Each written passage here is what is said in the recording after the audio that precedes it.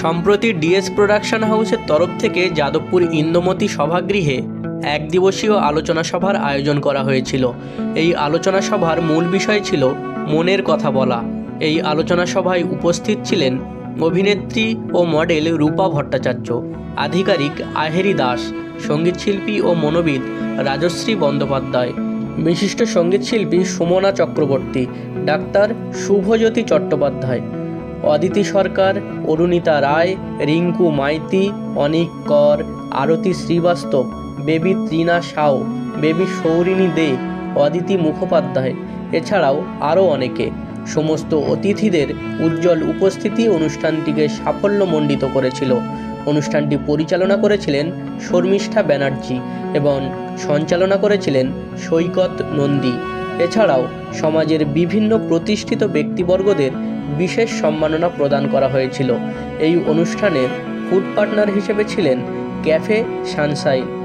এই যে ডিএস প্রোডাকশনের তরফ থেকে যে মনের কথা বলা, এখনকার সময় তো অনেক কিছু বলার থাকে কিন্তু আমরা বলে উঠতে পারি না বা সেই রকম প্ল্যাটফর্ম পাওয়া যায় না, কিন্তু এই যে একটা অনুষ্ঠানের আয়োজন করলেন, এটা সম্পর্কে একটু বলবেন।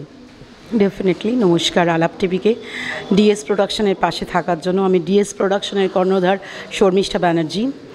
মনের কথা বলা এই প্রোগ্রামটা সবাই তো জানে যে প্রোডাকশন মিনস হচ্ছে যেখানে মডেলিং, সেখানে আপনার প্রোডাক্টের নলেজ বা র্যাম্প বা beauty peasant. But DS always যখনই তার জন্ম হয়েছে তখন থেকেই সে ভেবেছে কিছু ইউনিক কাজ করবে। তো ভাবনাটা সম্পূর্ণ সৈকত নন্দীর। সৈকত শুধু অ্যাঙ্কার নয়, সৈকত আমার ভাইয়ের মতো, ওরই ভাবনা, এবং ওর ভাবনাটাকেই আমি সদর্থক রূপ দিয়েছি যে আমিও করতে চাই। প্রথম রিজন এটাই। দ্বিতীয় রিজন, যেহেতু আমার নিজের সন্তান ডক্টর সায়ন মেডিকেল কলেজ কলকাতার জুনিয়র ডক্টর, তো এখন আর মনের কথাটা তো আর সেই অজানা নেই, সবার কাছেই আমরা রাখতে চাই। আমরা দেখেছি বিগত তিলোত্তমার লাস্ট 9 তারিখে যে পরিণতি হয়েছে, একজন মা হিসেবে, একজন নারী হিসেবে, একজন কন্যা হিসেবে, একজন স্ত্রী হিসাবে সত্যি মর্মাহত। এ ঘটনা কাম্য নয়। আফটারঅল বিচার আমরা হয়তো পাবো, কিন্তু একজন মায়ের তো কোল খালি হলো। সেটা নারী হিসাবে, কেন একজন সন্তানের মুখে মা ডাক শোনাটা মনে হয় নারী জীবনের পূর্ণতা। তো সেইটা তো সে হারালো। আমি ওই দিক থেকে ভেবে এরম একটা প্রোগ্রাম করতে চেয়েছি, এবং এটা আমার প্রথম প্রয়াস, এটা কিন্তু শেষ নয়, এটা প্রথম পদক্ষেপ। আমি এরপর অনেক প্রোগ্রাম করতে চাই, এই ধরনের সেমিনার, এই ধরনের প্রতিবাদ ভাষা দিয়ে। কারণ ভাষাটা তো কেউ, গলাটা, আমাদের শব্দটা কেউ আটকাতে পারে না, এটা তো মন থেকে আসে। যেটা বলতে এতদিন আমরা ভয় পেতাম, কুণ্ঠা পেতাম, মনে হতো যে হ্যাঁ সংকোচ করছি, কে কী বলবে, বাট আজ আর নয়। আমার মনে হয় আমার মতো প্রত্যেক মাকেই বা প্রত্যেক নারীকেই এরম ধরনের প্রতিবাদের সাথে আসা উচিত, যেখানে আমার মনে হয় কিছুটা হলেও হয়তো তিলোত্তমার আত্মার শান্তি পাবে। তাই ডিএস প্রোডাকশন হাউস অলওয়েজ এই ধরনের প্রোগ্রাম ভবিষ্যতেও করবে। হ্যাঁ, তা বলে কি আমরা যে ইন্ডাস্ট্রিতে, গ্ল্যামার ইন্ডাস্ট্রিতে বিলং করি সেটাও কি থাকবে না? ডেফিনেটলি থাকবে। অনেক কিছুর সাথেই ডিএস তার ছাপটা থাকবে। সো আজকের যে অনুষ্ঠানটা হলো তারই প্রমাণ। আমরা প্রচুর সাপোর্ট পেয়েছি, খুব ভালো লাগছে। হয়তো বিগত দিনে আমরা আরও অনেক কিছু করতে চাই। তো আপনাদেরও অনুরোধ, আমাদের পাশে থাকুন, কারণ আমি মানে জনতা জনার্দন, তারা যদি পাশে থাকে ডেফিনেটলি আমরা অনেক দূর এগোতে পারি। ডিএস প্রোডাকশন হাউস এই যে আজকে এক দিবসীয় যে আলোচনা সভা আয়োজন করেছে, যে মনের কথা বলা, আমাদের মনটাই কিন্তু সব। এই যে এখন আমাদের এই পরিস্থিতিটা চলছে, ধর্ষণ কি শুধু দেহে হয়? সেটা কিন্তু মনেও হয়। একজন ধর্ষিতা কিন্তু দেহে হয় না, শরীরে, সেটা মনে হয়। এরপর ধর্ষণ হওয়ার পর মনের ধর্ষণ যে হয়েছে সেটা থেকে সে কী করে বেরোবে, সেইটার রেমিডিগুলো আমাদের সঙ্গে যারা অতিথি রয়েছেন, রাজশ্রী বন্দ্যোপাধ্যায়, মনোবিদ বিশেষত্ব, এবং সঙ্গীতশিল্পী সুমনা চক্রবর্তী, তিনি বললেন গলার সঙ্গে মনের কী সম্পর্ক। আহেরি দাস রয়েছেন ম্যাডাম, উনি দিদি রয়েছেন, উনিও বলছেন যে কীভাবে আমাদের মন আর শরীরটাকে এক করে চলতে হয়, কাজ করতে হয়। প্রত্যেকে অ্যাক্ট্রেস রূপা ভট্টাচার্য তিনি বলেছেন যে এই কী বিষয়টা, এই মনটাকে নিয়ে আমাদের কাজকর্ম। তো এই ভাবারটা আমি 2 মাস আগে ভেবেছি, তারপরে ভাবার পর ডিএস প্রোডাকশন হাউস আয়োজিত, তখন বললাম যে হ্যাঁ আমি করতে চাই। তো তারপরে করার হলো যে এই মনটাকে নিয়ে আমরা কিভাবে ভালো থাকবো। এই যে ভালো থাকাটা, আমাদের হার্টের বাইপাস সার্জারি হয়, মনের কিন্তু বাইপাস সার্জারি হয় না। আমাদের হাড় ভেঙে গেলে এক্স-রে করা যায়, কিন্তু মন ভেঙে গেলে কিন্তু এক্স-রেটা করা যায় না। মাইন্ডের মানে ব্রেনের কিন্তু এমআরআইটা হয়, আমাদের কিন্তু মন ভেঙে গেলে কিন্তু এমআরআই করা যায় না। তাহলে আমি বুঝবো কী করে আমার মনটা ভেঙে গেছে, আমি মনটাকে গড়বো কীভাবে, শক্ত করবো কী করে। শুধু কি মেরুদণ্ড সোজা করা এমনটা কিন্তু তা নয়, আমাদের মনটাকেও শক্ত করা, সেটাও কিন্তু মেরুদণ্ডের মতন কাজ করে। তো সেইটা নিয়ে আমার কাজ, মানে আজকের অনুষ্ঠান সেটা নিয়ে। ভবিষ্যতে আর কোন ধরনের কাজ করতে ইচ্ছুক? ভবিষ্যতে সামাজিক কাজ করতে ইন্টারেস্টেড। যেহেতু আমি সঞ্চালনাটা করতে চাই, তার সঙ্গে এই সমস্ত যারা ভালো প্রোডাকশন হাউস, যেমন ডিএস প্রোডাকশন হাউস, এখানে শর্মিষ্ঠা ব্যানার্জি ওনার ছেলে ব্রাই প্রফেশন ডাক্তার সায়ন ব্যানার্জি, উনি মেডিকেল কলেজে হসপিটালের ডাক্তার। তো সেক্ষেত্রে ওনারা যখন আছেন যে জেনুইনলি কাজটা করা যাবে, আমি একটা প্রপার ডাক্তারের গাইডেন্স পাবো, একজন সঙ্গীত শিল্পীর গাইডেন্স পাবো, একজন অফিসারের গাইডেন্স পাবো। এই গাইডেন্সগুলো থাকলে সবাই মিলে মানে হাতে হাত মিলিয়ে এবং কাঁধে কাঁধ মিলিয়ে কিন্তু কাজ করা যায় ডেফিনেটলি। সেইভাবেই কাজ এগোবো, মানে করতে চাইও। যেমন আগামী দিনে আমাদের ভাবনা আছে, মানে আমার ভাবনা আছে, প্রোডাকশন হাউস কোনো ব্লাড ডোনেশন ক্যাম্প করেনি, তো ব্লাড ডোনেশন ক্যাম্প করতে চাই। সেই সূত্রে আমি শ্রীমতী বৈশালী ডালমিয়া, তিনি আজকে কোনো কারণবশত প্রাকৃতিক দুর্যোগে আসতে পারেননি, তিনি অবশ্যই আমাকে ফোন করেছেন থাকবেনও আসবেনও পরবর্তীকালে। তিনি বলেছেন আমার সঙ্গে কাজ করতে চাই, যেভাবে কাজ করব, এই রকম ভাবনা চিন্তা কিছু ইউনিক করতে চাই।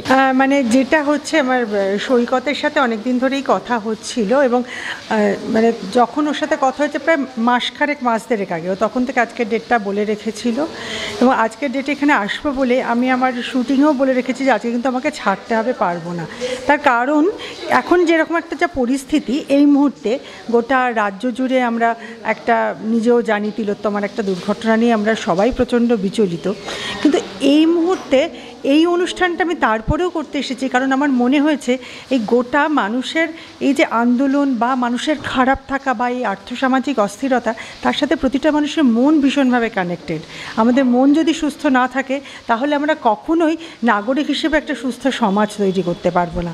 আর এই অনুষ্ঠানে এসে কেমন লাগছে সেই প্রসঙ্গে বলি, আমি এখানে অনেককেই হয়তো আগে থেকে সামনাসামনিভাবে চিনতাম না, কিন্তু এই অনুষ্ঠানে এসে বুঝতে পারলাম এত সমমনস্ক মানুষ এক প্ল্যাটফর্মে থাকলে এটা মনে হয় ভীষণ চেনা পরিচিত, প্রায় নিজের পরিবার নিজের বাড়িরই কতগুলো মানুষের সঙ্গে দেখা করতে এসেছি মনে হচ্ছে। ইনফ্যাক্ট এই সন্ধেটা এতটা নেগেটিভ সামাজিক অবস্থার মধ্যেও দাঁড়িয়ে আবার মনে হলো যে একা নেই, আমার পাশে এতগুলো মানুষ রয়েছে। খুব ভালো লাগছে এবং এই ধরনের অনুষ্ঠান আরও হওয়া উচিত। আমার নিজের জীবনে আমার প্রধান কাজ হচ্ছে গিয়ে মানুষকে তার মনের ওপরে মানুষকে সচেতন করা। কারণ মানুষ আগে ভাবতো কি যে ভয়ে ভয়ে থাকা, বলবো না, লোকে রেগে যাবে, লোকে কি ভাববে।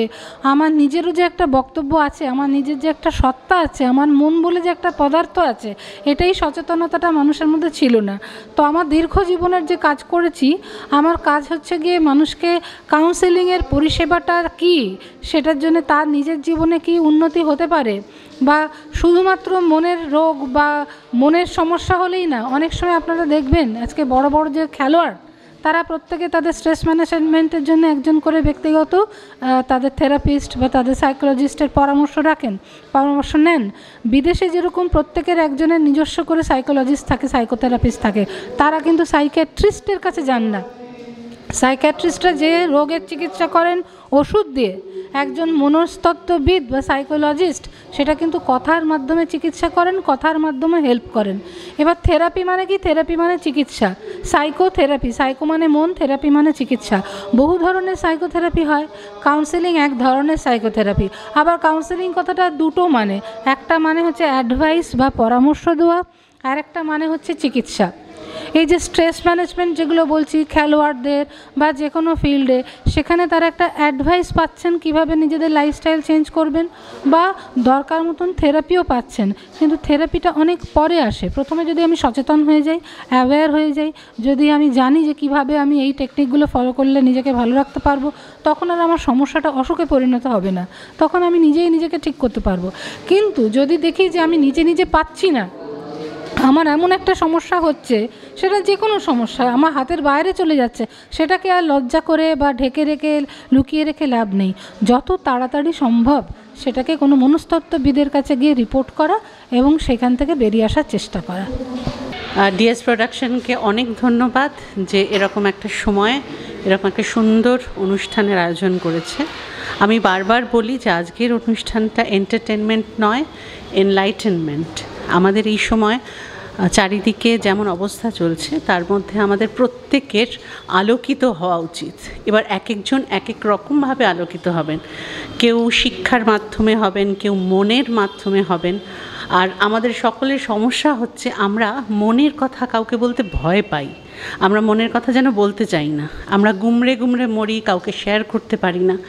এটা এমন একটা প্ল্যাটফর্ম যেখানে আমরা কিন্তু জানতে পারলাম যে আমাদের মনের মধ্যে কী কী ধরনের ঘটনা প্রতিনিয়ত ঘটে চলেছে এবং সেখান থেকে বেরিয়ে আসার রাস্তা কী। কাজেই আজকে আমি শুধু বললাম তাই নয়, আজকে আমি অনেক নিয়ে যাচ্ছি, অনেক কিছু শিখে যাচ্ছি এবং আমার মনে হয় সকলে আজকে এই অনুষ্ঠানের থেকে উপকৃত হবে। অবশ্যই ভালো লাগছে। মনের কথা সবাই সবভাবে বলতে পারে না, ঠিক আছে? একটা প্ল্যাটফর্ম যদি ক্রিয়েট করা হয়, আমি অবশ্যই বলবো ডিএস প্রোডাকশনকে অনেক অনেক ধন্যবাদ সকলকে এরকম একটা প্ল্যাটফর্ম দেওয়ার জন্যে, ঠিক আছে? কারণ এই যে আমরা মানে ধরুন কোনো সময় না, অনেক ক্ষেত্রে অনেক বিষয় আমরা একটু ধরুন কথা বলবো, একটা মনের কথা আমরা কিন্তু অনেক সময় পারি না বলতে। হয়তো দেখা যায় যে দিনের শেষে গিয়ে ওই ফেসবুক ঘাঁটতে ঘাঁটতে বা হয়তো হোয়াটসঅ্যাপ ঘাঁটতে ঘাঁটতে বা কোনো কিছু ঘাঁটতে ঘাঁটতে হয়তো শুধু আমরা বলে চলে গেলাম বা কোনো একটা বন্ধুকেই। কিন্তু একটা যদি প্ল্যাটফর্ম পাওয়া যায়, সেখানে মন খুলে অনেক সময় অনেক কথা বলা যেতে পারে। হ্যাঁ, এবার সেইখানে অনেক সময় মনে হয় যে এত লোক আছে, কিন্তু আস্তে আস্তে যদি একটু শাইনেসটা আমাদের মধ্যে, যে লাজুক ভাবটা যদি একটু ত্যাগ করে যদি আমরা সামনে যেতে পারি, তাহলে অনেকটাই খুব ভালো হয়। এবং এই প্ল্যাটফর্মটা যে ডিএস প্রোডাকশন ভেবেছে, এর জন্য অসংখ্য ধন্যবাদ। এবং আমি চাইবো যে ভবিষ্যতে এরকম সুন্দর প্রোগ্রাম আরও করুক এবং উইমেন এম্পাওয়ারমেন্টের জন্য এরকম আরও অনেক মহিলাদের জন্য বেশি করে আরও এগিয়ে আসে এবং প্ল্যাটফর্মটা ঠিকঠাক যেন ইউটিলাইজ করে। আজকে এই মনের কথা অনুষ্ঠানে এসে আমার খুব ভালো লেগেছে।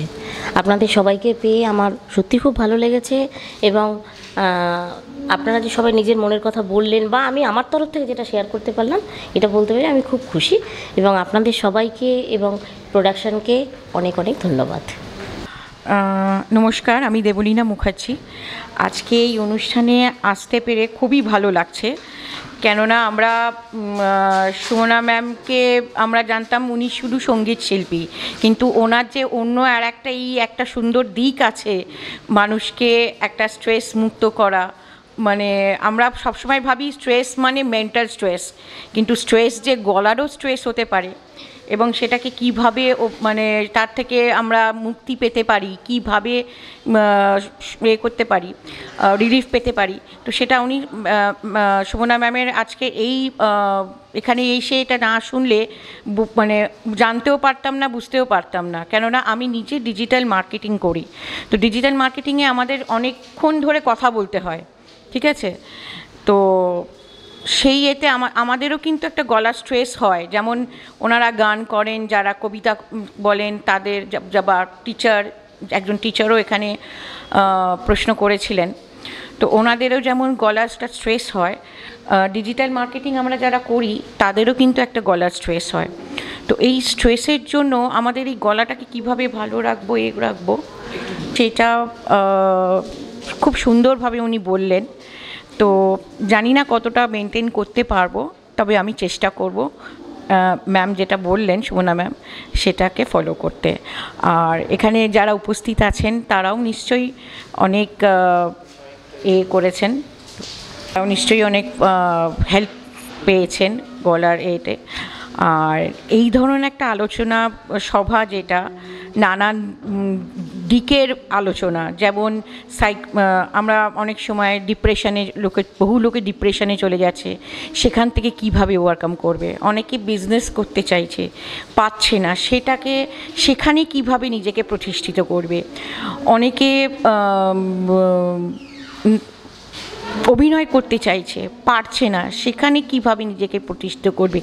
এই যে নানান দিকগুলো, অনেকে এই কারণে আস্তে আস্তে কিন্তু ডিপ্রেশনেও চলে যায়। তো এই যে জিনিসগুলো, এইখান থেকে লোকে নিজেকে কি করে ওভারকাম করবে, কি করে সুস্থ রাখবে, ভালো রাখবে, এই যে এর ওপরে বেস করে আজকে যে আলোচনা সভাটা আমার খুব ভালো লাগছে কিন্তু অ্যাটেন্ড করে। আমার তো ভীষণই ভালো লাগছে যে সমস্ত এমিনেন্ট পার্সোনালিটিসরা এসছে, তারা মানে যে সমস্ত টপিক নিয়ে আলোচনা করেছে সেগুলো ভীষণই এনলাইটেনিং, ভীষণই শিক্ষণীয়। এগুলো খুব ছোট ছোট জিনিস, কিন্তু আমরা এগুলো নিয়ে অতটা ভাবি না, কিন্তু এই ছোট ছোট জিনিসই যখন আমরা প্র্যাকটিসের মধ্যে রাখি তখন কিন্তু এক্সপার্টিসটা চলে আসে। আর তখনই কিন্তু মানুষের মনোবলটা অনেক বাড়ে, যে কোনো জিনিসের প্রতি ফোকাসনেসটা অনেক বাড়ে।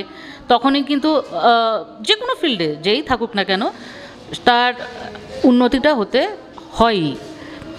তো আজকের প্রোগ্রামটা আমরা যারা মডেল, আমি যেমন আজকে I am not a model for so many years, I am just a model for the last 1 year। তো কিন্তু আমার মডেলিংটা ভীষণই ভালো লাগে, কারণ এর মধ্যে আমি একটা আর্টিস্টিক, একটা ক্রিয়েটিভিটি খুঁজে পাই। মানে আমার জন্য এটা not only about makeup and dresses and ramp walk, for me it's a art in motion. That is why I like modeling so much. আমি ডিএসের সাথে অনেক দিন ধরেই এখানে রয়েছি, পরিচিত, হ্যাঁ, অ্যাজ এ মডেল হিসাবে। তো এখানে শর্মিষ্ঠা ম্যাডাম, তারপর দেবলীনা ম্যাডাম, এদের সঙ্গে আমি অনেক দিন ধরেই পরিচিত রয়েছি, হ্যাঁ। তো এনাদের খুব সুন্দর সহযোগিতা আমরা পাই, হ্যাঁ। তো বাই প্রফেশনালি আমি একজন টিচার, হ্যাঁ। তো এখানে আজকে আমাকে শর্মিষ্ঠা ম্যাডাম বলেন আসতে, তো এসে আমি দেখছি যে এখানে, হ্যাঁ, আমাদের যে সুমনা ম্যাম, উনি যে অসাধারণ একটা শ্লোক করে শোনান, যা শুনে আমাদের মন পুরো মুগ্ধ হয়ে গেছে। মানে ভাবতে পারিনি এখানে এসে যে এত সুন্দর একটা শ্লোক শুনতে পাবো। এছাড়া উনি আমাদের ভোকাল স্পিচ সম্পর্কে কিছু আমাদেরকে বলে, যেগুলো অন্তত কার ক্ষেত্রে কতটা প্রযোজ্য আমি জানি না, কিন্তু আমার ক্ষেত্রে খুব প্রযোজ্য। যেমন আমরা স্কুলে, হ্যাঁ, পড়াই বাচ্চাদের, হ্যাঁ, ফলে ওদের পিছনে আমাদের প্রচণ্ড গলা একটা প্রেশার পড়ে। উনি সেটা বলে দিল যে সেই মানে নিজেকে কিভাবে সেখানে মানে নিজের গলাটাকে কিভাবে তুমি সেভ রাখবে, কিভাবে যাতে রেস্ট দেবে, সেই নলেজটা আমরা পাই। এছাড়া এখানে আবৃত্তিও হয়, হ্যাঁ। তো সেই আবৃত্তি অসাধারণ হয়েছে। সব মিলে এই প্রোগ্রামটা আজকে খুব সুন্দর। এছাড়া তিলোত্তমার বিচারের কথা তো আছেই, সেখানে বলা হয়েছে, হ্যাঁ। এছাড়া ডাক্তারদেরকে সম্মান করা হচ্ছে। তো সব মিলে খুব সুন্দর একটা প্রোগ্রাম হচ্ছে।